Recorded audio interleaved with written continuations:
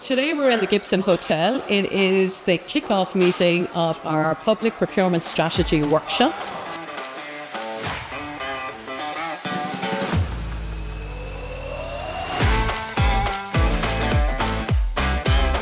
They are from a diverse range of stakeholders, from public buyers to suppliers to academia and to industry bodies. And they've come here today to share their experiences and their ideas with us to help in the development of the public procurement strategy.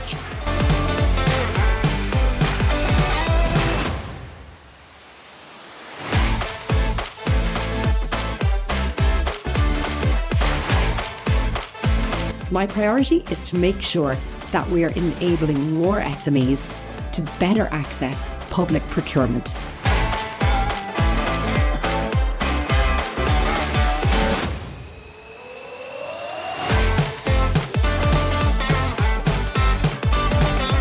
Billions of euro each year are given in contracts for government procurement, and I think we need to make sure that more SMEs are bidding for those contracts and are winning those contracts.